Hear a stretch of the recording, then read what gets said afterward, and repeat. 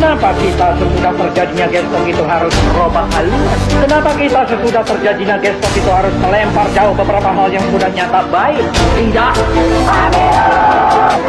Sesungguhnya Bung Karno dapat membubarkan PKI, akan tetapi hal itu tidak dilakukan oleh Bung Karno. Lalu apa alasan Bung Karno tidak membubarkan PKI pada waktu itu?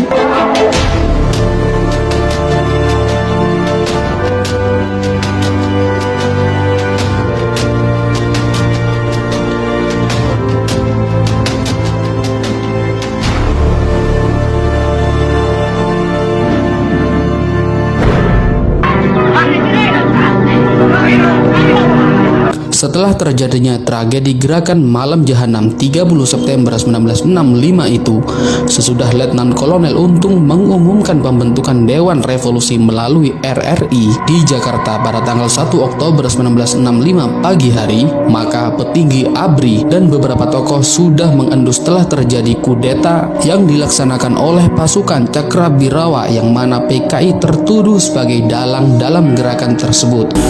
Kamu tidak perlu menutup-tutupi.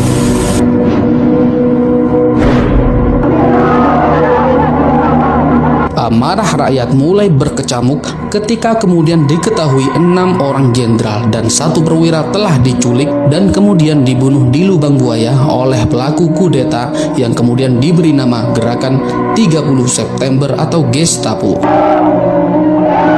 Kamu semua mendahului kami semua. Sesudah pemakaman 6 orang jenderal dan 1 perwira pertama pada tanggal 5 Oktober 1965 dengan amunisi kemarahan, massa mulai mengumandangkan tuntutan agar PKI dibubarkan. Berita tersebar bahwa PKI merupakan dalang daripada gerakan tersebut. Otomatis ada dendam sebagian masyarakat terhadap PKI dengan cara menuntut untuk membubarkan PKI.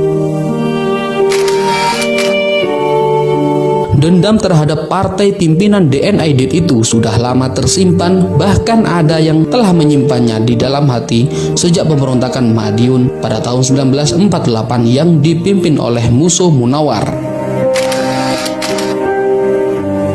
Kantor-kantor PKI dan organisasi underbownya seperti SOPSI, BTI, dan CGMI mulai diserbu bahkan dibakar oleh massa. Unjuk rasa massa ini tidak hanya di Jakarta saja, tetapi juga terjadi hampir di seluruh kecamatan di negeri ini. Walaupun tuntutan pembubaran PKI telah dikumandangkan dan korban di pihak PKI juga mulai berjatuhan, tetapi Bung Karno, Presiden Republik Indonesia, dan juga pemimpin besar revolusi belum juga bersedia bertindak untuk membubarkan PKI. Oleh karena itu, Bung Karno belum menyahuti tuntutan rakyat untuk membubarkan PKI. Ganjar Soekarno! Ganjar Soekarno! Hancurlah Orde Lama! Maka tuntutan massa aksi unjuk rasa tidak lagi tentang pembubaran PKI, tetapi sudah mengarah kepada tuntutan agar Soekarno turun dari jabatannya sebagai Presiden Republik Indonesia.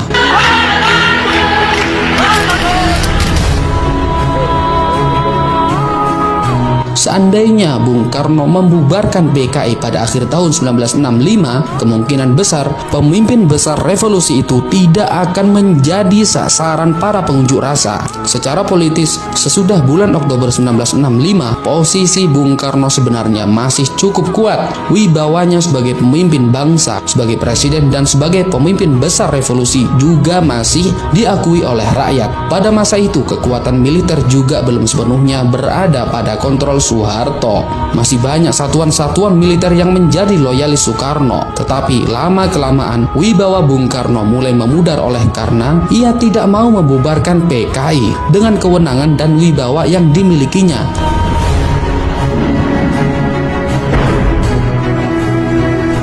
Sesungguhnya Bung Karno dapat membubarkan PKI, akan tetapi hal itu tidak dilakukan oleh Bung Karno.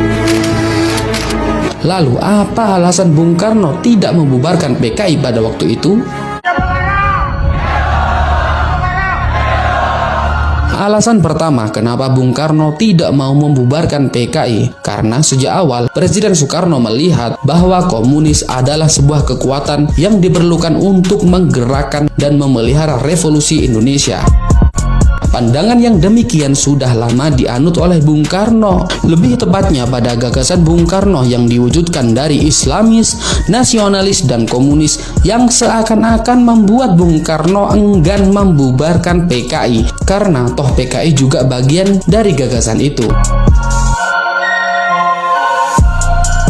Pandangan Bung Karno yang dicetuskan pada tahun 1926 ini sesudah Indonesia merdeka kemudian diwujudkan dalam bentuk Nasakom, yaitu nasionalis, agama, dan komunis.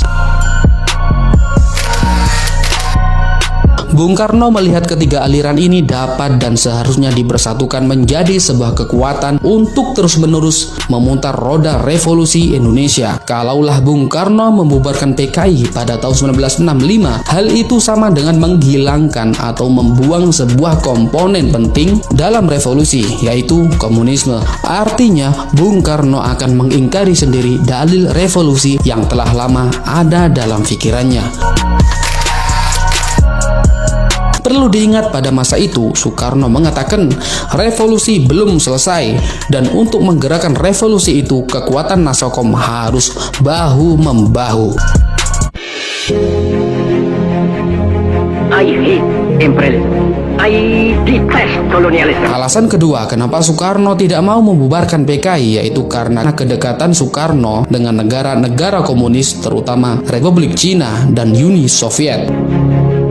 Pada masa menjelang 1965, Bung Karno masih terus menghantam negara-negara yang disebutnya neokolonialisme atau nekolim.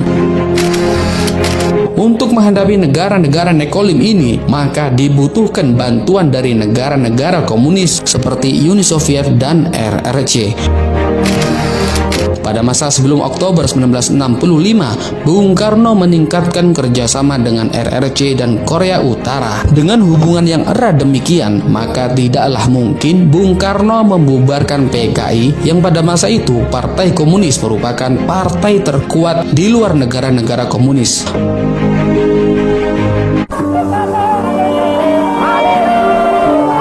Mungkin masih ada alasan lain sehingga Bung Karno tidak mau membubarkan PKI. Tetapi sejarah mencatat karena PKI tidak dibubarkan oleh Bung Karno, maka berbagai unjuk rasa semakin marak yang pada akhirnya Soekarno telah menyerahkan pemimpin negara kepada Jenderal Soeharto. Sejak saat itu pula, Soeharto secara de facto telah menjadi pemimpin negara Republik Indonesia dan kemudian Soekarno pun semakin kehilangan kekuasaannya.